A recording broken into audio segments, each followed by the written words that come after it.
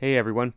Before we begin this episode, we just want to be able to come out and admit some technical difficulties that we had in producing this episode.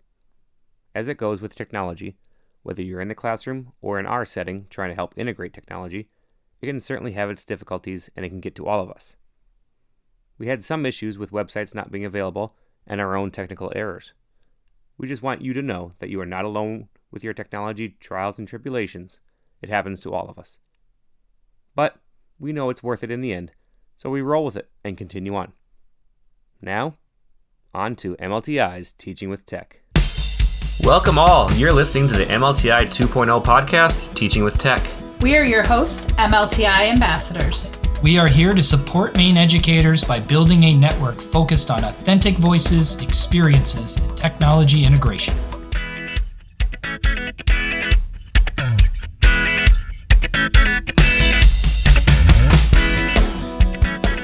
Welcome back to Teaching with Tech. We are in the second episode of the month for February, even though, honestly, at the time of this recording, it's now officially March, but it was a short month with vacation built in, so here we are.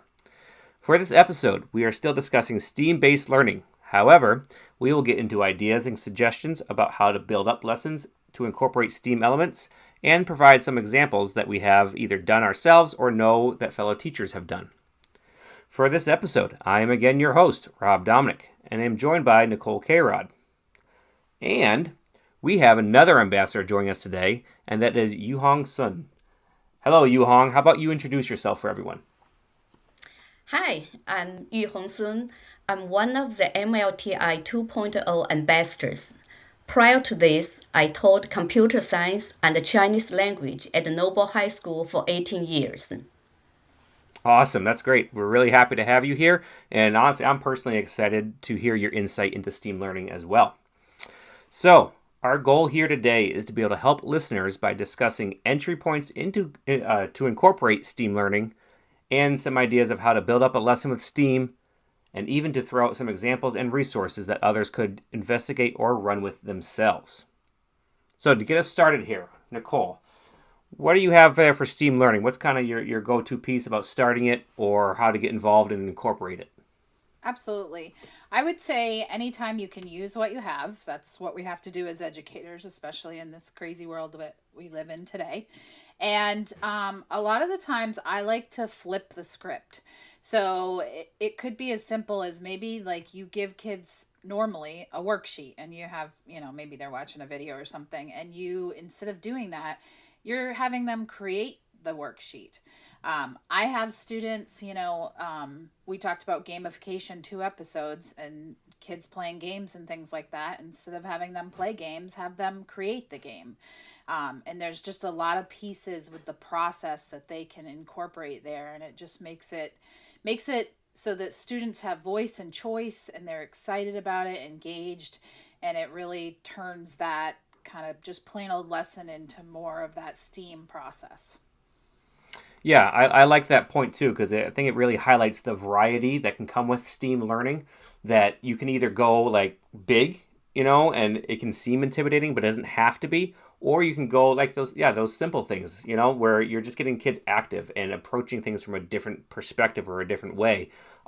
Whereas you could build up to later on, you could have some grand project where they're incorporating all these STEAM elements and they're using that design thinking process or the engineering process and reiterating their design and prototyping, something like that. Or you can go something you just gave an example. It reminds me of an elementary example that comes to mind for me, where if kids are doing a unit on measurement, right? They're learning how to measure with a ruler or a yardstick or a meter stick and finding the conversions, learning about all that, the metric system. You can get them a little bit more hands-on. You can incorporate the classic paper airplane model where they're making paper airplanes and then they're throwing it and then they're measuring the distance. And then maybe they're doing a little bit of the iterative process and changing their design a little bit to see if it affects anything. So they're learning the same concept. They're learning that measurement piece, but they're doing it with an activity, a little bit hands-on way that gets them building and doing activities. Absolutely. I think, you bring up a couple good points as far as, start where you're at. It does not have to be this big, huge thing. And then building on it, right? Like that's my favorite part is like you do little pieces all throughout the year. And then by the end of the year, your kids are these independent learners that can just really knock out a project. And they're expecting that. They're excited about like, well, I'm going to be able to make this choice and figure out, where this is in my learning. And it's just really exciting. So the other thought too is like anytime that you can incorporate other curriculum. So if you've got like a social studies concept, even if it's a small part of it that you can incorporate into what you're doing, or if it's you're pulling in the math elements with the paper airplanes, you're pulling in all kinds of things there, right? So combining those things and making those real world experiences is what's giving the kids that excitement and again, that STEAM process. Yeah, I completely agree with that, kind of cross-curricular idea. Just drawing in a little bit, right? And I think that's a good starting point for a lot of people out there if they're feeling like STEAM seems too big of a process and too intimidating of a piece. Just start with a little bit. Like you can draw in another subject, just one other piece. There's math and art. There's a lot of possibilities of combining those two. Tessellation type projects, or finding design throughout the building. Right there's different ways of overlap there, and it doesn't have to be some grandiose project. It can just be those little bits along the way to get the students thinking differently, as you mentioned, which I think is a great point. I know selfishly, I love getting kids involved in that hands-on, that STEAM learning, and that experience earlier on. I think it really helps as a middle school math teacher to have them kind of approach math from a different perspective in a different way, and I can help build with that. And it's not like everything I would do involves that. It's just it's always an option, and it's a way to mix things up, and it's a way to approach it differently when things are needed that way. And then I know just for the state of Maine, for the Maine listeners out here, right, that's our target audience, is that the aerospace industry is becoming a big booming piece here in the state. They're opening it up. They're making a space complex in Cumberland County. There are numerous companies making rocket launches throughout the state. They found that Maine is a great place for lower polar orbit satellites. So there's a lot of industries looking to get into the state for that very reason. And I think it's a great resource and a great opportunity for both jobs and educational aspects for the state. And little known fact here, I'm a member of the American Institute for Aeronautics and Aerospace and Aeronautics. And one of the points that they come up in that group is that Maine has the number two resource export from Maine is aircraft engines and parts, after, of course, seafood. So the number two most valuable resource are aircraft engines and parts that come from Maine, outside of seafood. From Maine. That's really interesting. Wow. Right? Yeah. Little known fact, like our sometimes we think about little Maine tucked away, kind of away from a lot of things. It's a actually pretty big player as far as those pieces go in the aeronautical and aerospace industry, which is really cool to be able to have those opportunities. Yeah. So to be able to talk a little bit more too, Yuhong has some great experience with what she did with her students at Noble High School. Yuhong, I'd love for you to jump in at this point, and then you can kind of explain what you did with your students and what went on with that.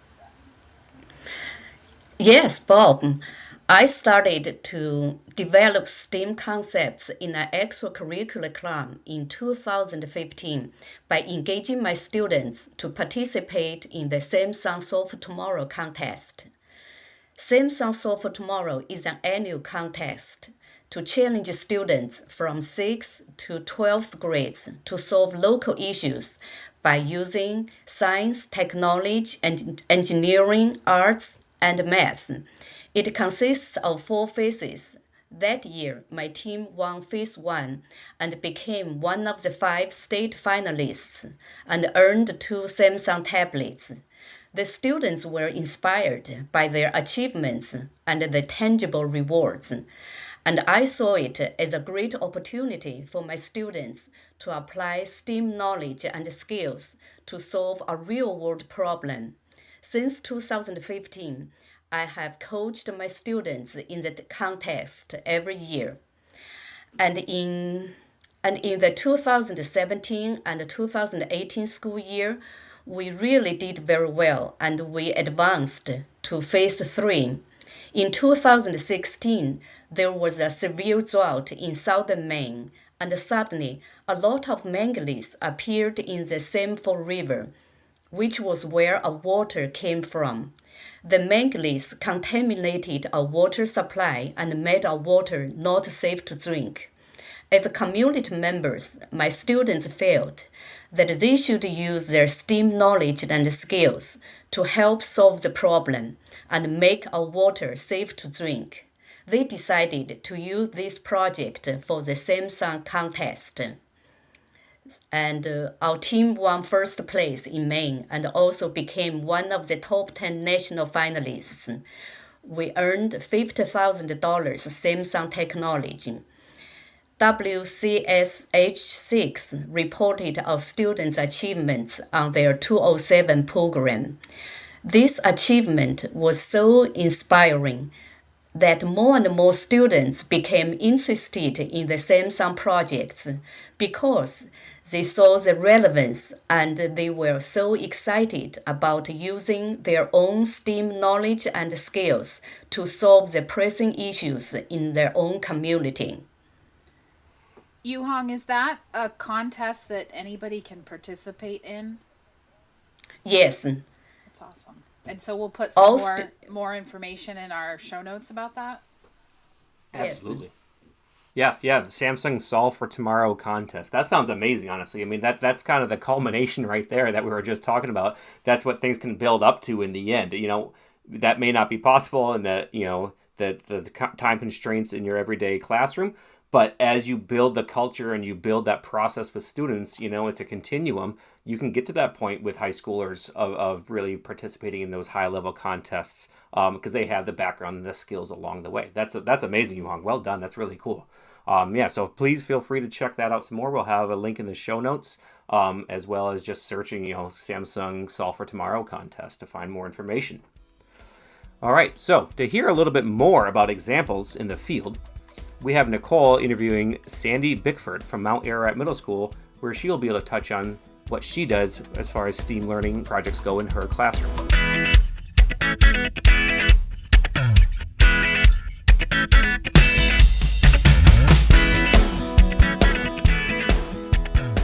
Here with Sandy Bickford from Mount Ararat Middle School, and we're just going to start off if you would start telling us about yourself and what you teach and maybe how you got here. Well, I knew I wanted to teach, so I thought I was going to be special ed, but I took a class my senior year in high school, and I made a table for my mom, and the teachers worked on me, recruited me for industrial arts education. So that's kind of what my background is. I went to school, I was in the industrial arts program, and that's what I started teaching. It was called industrial arts, and then it was called technology education or technical education, and now we call it STEM or STEAM here at Mayo.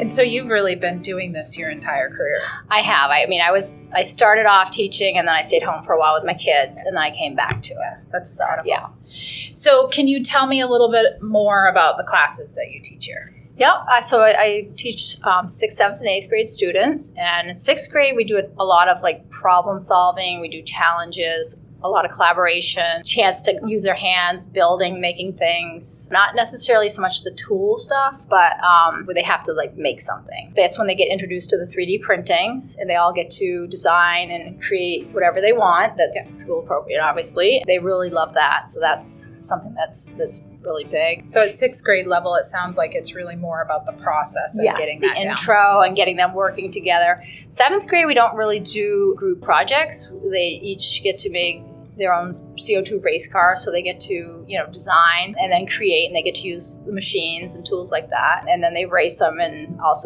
they also have to design awards for the winners and this design contest as well as the fastest car. And then in 8th grade, there's 3 different curriculum. There's the wind turbines that they learn about wind energy, how to create turbines. They have to test. It's more of the engineering and then the science, a lot of that. And then with a chance to go to the State Kid Win Challenge, which is starting back up again this year. And we did a Rube Goldberg, just kind of a problem solving again and creating, and it's all group stuff. And then the last quarter, they'll be doing like a pre-engineering. So we'll be doing some robotics, some Arduino, just stuff like that. Yeah, very cool. Yeah. Sounds like a lot of good opportunities for our students. Oh, and coding too from 7th grade. Nice.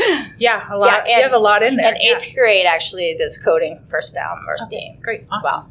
So how would you describe what STEM or STEAM is to someone that the concept might be new? Well, I think that they kind of go well together because when you're creating something, I mean, it can be very artistic and it can also be mechanical, I guess. So, I mean, I think because of I think it's always kind of been STEAM, really, even though it's been called STEM and then art separate, they kind of go well together, probably more so in my classes than maybe in art. I think I incorporate arts more than I think the arts incorporate STEM. Yeah. Well, and it sounds like you're doing a lot with the process of things Mm-hmm. and really teaching kids how to critically think about this design process. Right. And I think, too, that they're learning how important that the planning actually is, because things don't come out as well if they haven't planned. And that's kind of when I get feedback from the kids on their reflection. A lot of them say, we should have planned better. We should have taken that time that you gave us and planned, tried different things, tested out things before the challenge actually began. Well, I think that's the hardest thing to teach kids too, is like when you want them to edit like a paper, well, I don't want to go back and do that, but them actually realizing that they're doing it and that it's needed is great.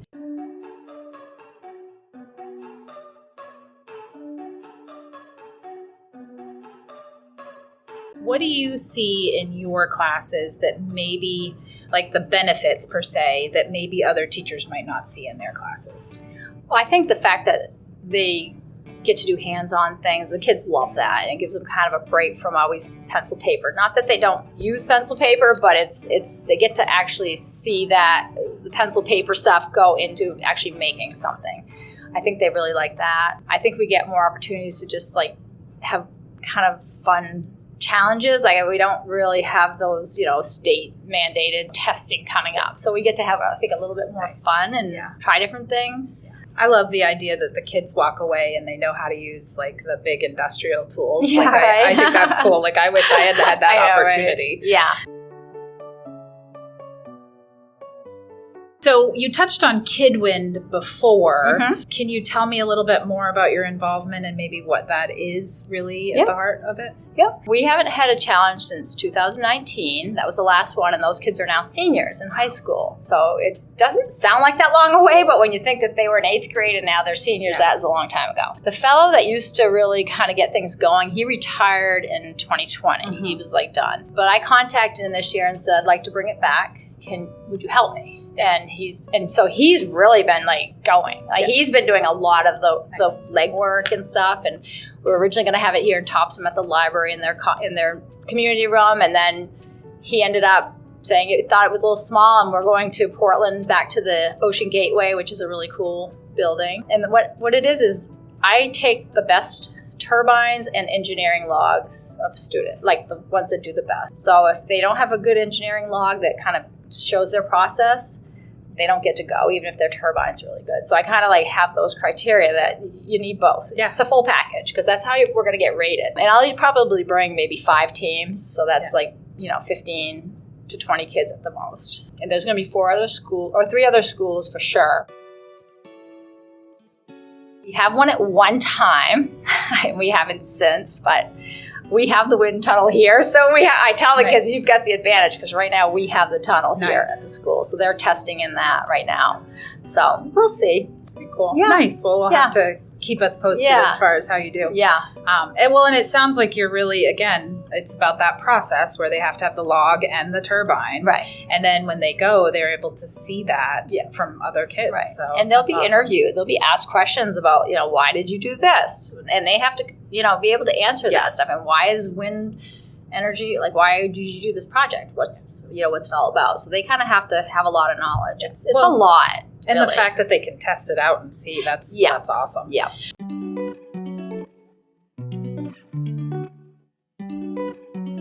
If you had to pick a favorite activity that you do, what would your favorite activity be? I know it's tough. That's a tough question. It's always a tough I really question. like some of the 6th grade challenges. They're really kind of fun to watch. The kids, you can almost see them thinking and coming up with stuff. And I really like how they still work. They work pretty good together. Yeah. Like they're really good about, it doesn't matter who you are. They're able to work with different people, which is really kind of cool. I do like the wind challenge. It's a lot of work. It's a lot of steps. It's a lot of teaching and stuff, but I just think it's really kind of a cool project, and it's, I think it's kind of relevant to climate change and all that. Yeah. What are the challenges to teaching this that way? Like what kind of challenges do you face in your classroom? I think just kids wanting to jump ahead, and they don't I do give a reflection at the end, and a lot of it is like, I wish you didn't have to teach so much. We could just go. It's like, but you don't know how to do it. Like, I'm not going to just go let you use the bandsaw without me teaching you the proper, safe way to do that. I mean, it's like, really? Can I skip that? I mean, it goes back to the process, right? Like they just want to do, and we have to slow them down. Yeah, exactly. Bit. Yeah, probably that. And I think also some kids have a hard time working in a group, so that's a lot of effort to try to get them to hey, what can you do? I do give them, they do have roles, and each week they switch so that they all know kind of what they're responsible for. So that helps kind of, I did learn that one, because it was before, it was kind of like one person would take over. Now they all have roles, so they kind of know what they have to do, which I think helps a lot. Yeah.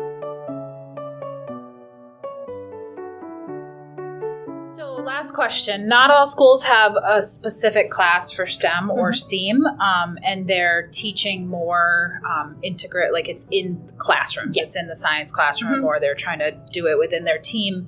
What advice would you give to someone that's trying to do this type of teaching? They just have to make time for it. If they feel it's important, they're just going to have to something's got to go, I think. And I think that's the hardest part for teachers to get on their rhythm, and it's hard for them to try something different. That's what happens. All right, well, thank you. We're here today with Sandy Bickford from Mount Ararat Middle School, and thank you for your time. Thank you, Nicole.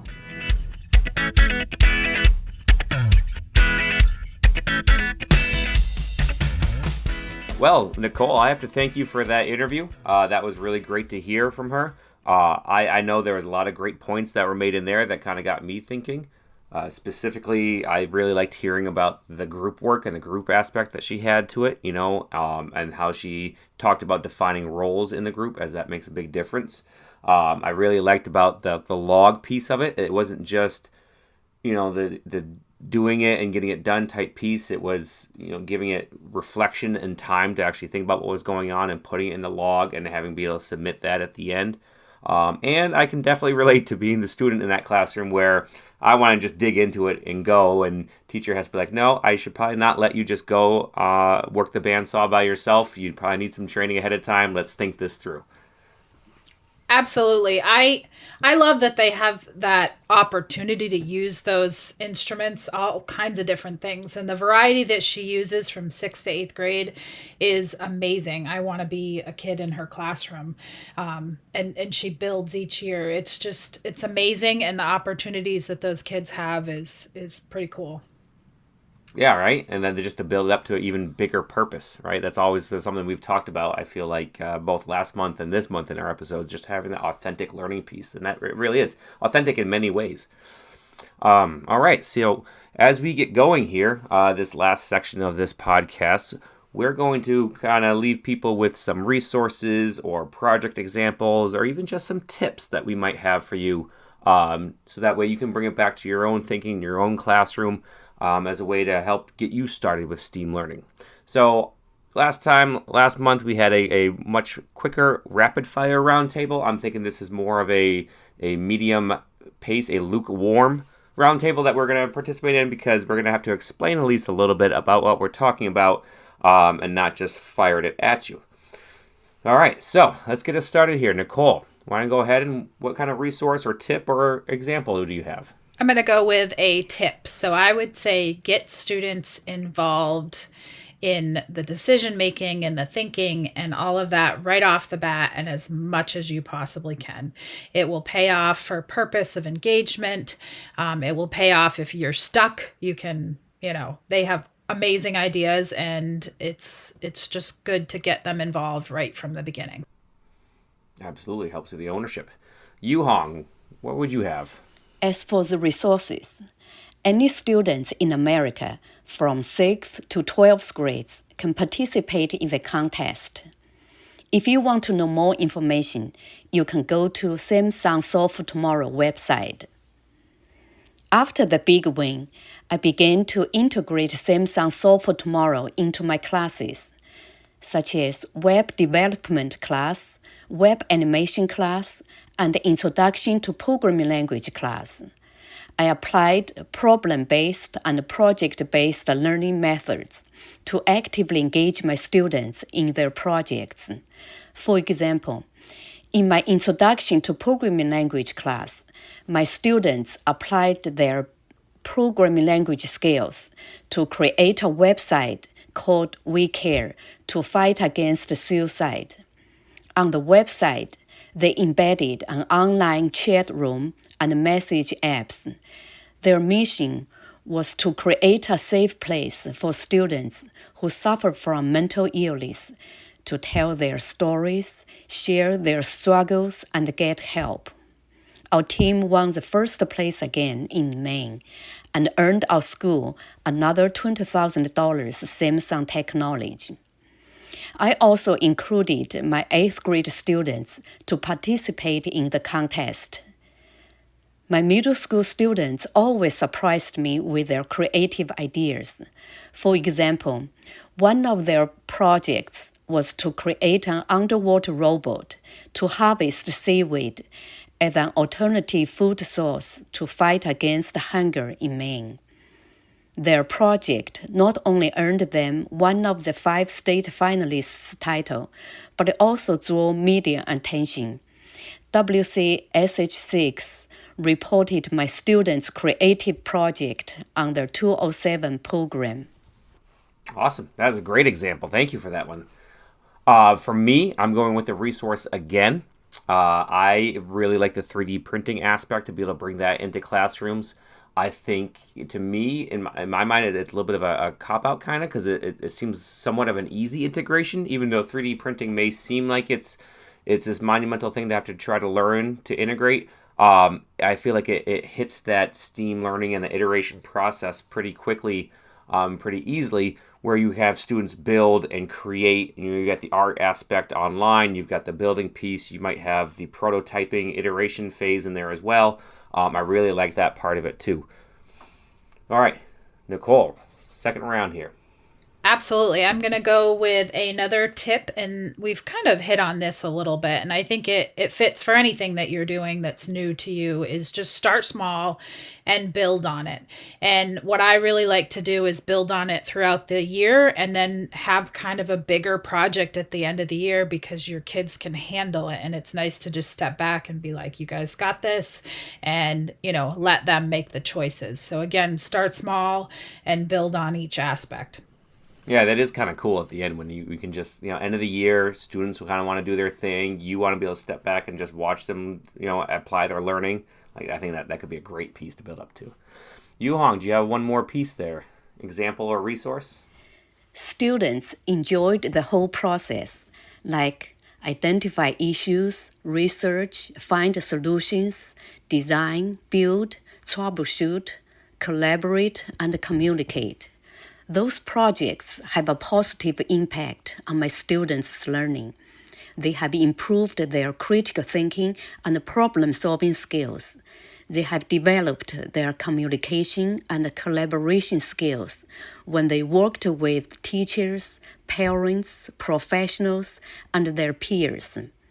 The projects have also built their confidence. When students made a good decision and found the most effective way to solve a problem, they saw their own value. Therefore, I think Samsung Solve Tomorrow is an effective way to build students' STEAM knowledge and skills. Absolutely. I think it hits on a variety of ways for students. This has kind of been an amazing project to hear about. So thank you for sharing all that. John Spencer does some great things with that design thinking, and we'll post some stuff in the show notes for that. He's got a great process and kind of launching kids off in that direction. So that's a good resource to go along with what Yu Hong was talking about as far as the thinking and being a part of the process. Thank you for that. My final piece is a resource again here that I'm going to mention. And it's just a specific resource, but it also is kind of the idea of these types of resources out there. I really like what NASA.gov has. They have a whole educational outreach program, and they have a lot of it listed on their sites. And it's a lot about engagement at different levels for education, K-12, higher ed, minority, informal, etc. A lot of hands-on applicable experiences, and they have a really great educational outreach program that you can reach out to them and have experts draw into your classroom in a variety of ways. So keep that in mind too, like other businesses that might be around. If you're looking for an authentic audience or you're looking for problems that they can help solve with the STEAM learning, what businesses might be around in your community that you can contact with and bring in experts and have them bring these problems or these issues to students so the students can think about it. And that they may address it their own way, the students, whatever level they're at, but at least it gets them thinking in that way and gives them that authentic piece.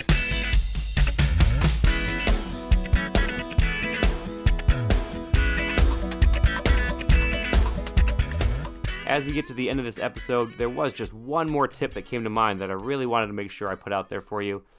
And that is that I hope that this has got your gears going about how to incorporate at least some STEAM learning elements into your classroom, and that you reach out to a colleague that teaches a similar age group, and you guys can figure out a way to help incorporate cross-curricular content into both of your classes. I've always wanted to reach out to the health teacher in my school about a nutrition unit that he does, where I can help talk about ratios and proportions between the nutrients and the proteins and the carbs, and he can talk about the healthy side of them and then end up cooking them in the end. It'd be a great experience. So anyways, take that, run with it, talk to others, learn how to build it up in your classroom. All right, well, before we completely wrap up now, we do have an exciting announcement for you, plus some information about some upcoming events across the state. However, before we get to that, just quickly, a reminder that this podcast was produced by the MLTI 2.0 team, which is part of the Maine Department of Education. And if you would like to contact us or be willing to share your own experiences on our podcast, please email us at doe-mlti2.0@maine.gov. So, for the announcement piece, the giveaway that we had last month during our gamification series, we had set up for a raffle for a Breakout EDU kit. We have actually decided to give away 2 Breakout EDU kits just to celebrate the fact that we're kicking off this podcast and that was the first month of it. So we would like to congratulate both winners. One is Megan from the Augusta Schools, and the other is Jason from Mount Ararat Middle School. Congratulations to you both. Thank you for listening and filling out the form. We will be in contact shortly in order to figure out how to deliver your kits to you. We will be doing another giveaway this month for another Breakout EDU kit. To put your name in for that, you need to find the form that is in the show notes for this episode. You may have to copy and paste it into your browser to access it, as it does not allow for live links. However, once you do access it and enter your information, you will be eligible for the drawing of another Breakout EDU kit, and we will arrange getting it to you should you be chosen. Other announcements. Upcoming events are across the state. Ed Camp 207 is happening again this year. It's going to be held at Maranacook Middle School on March 11th. It was originally scheduled to be in Turner, but it has been changed to Maranacook now. Additionally, there is the virtual Penobscot River Educational Partnership, or PREP, conference happening March 17th. And then finally, the MLTI ambassadors are on the road in the next few weeks. We have some representatives heading to schools at Carabec on March 8th and Westbrook on March 17th to conduct professional development for staff at those schools. Also, as a heads up, the student conference planning is in full force at this point, so make sure you're on the lookout for information coming about that. They'll be happening in May, one at the Gorham campus for USM, one virtually, and then one at the UMO campus. That wraps up both episodes this month about STEAM learning. Please continue to join us next month as we have a hot topic to share with you, that of digital citizenship. So much goes into that honestly, I think we'll have a tough time putting it into 2 episodes. But don't forget, if you have something to contribute, please reach out to us. We would love to hear your experiences and your take on these things. All right, well, I've got to tell my science nerd people about this. I had a dream last night that I weighed less than 1,000th of a gram. I was like, OMG. Class dismissed.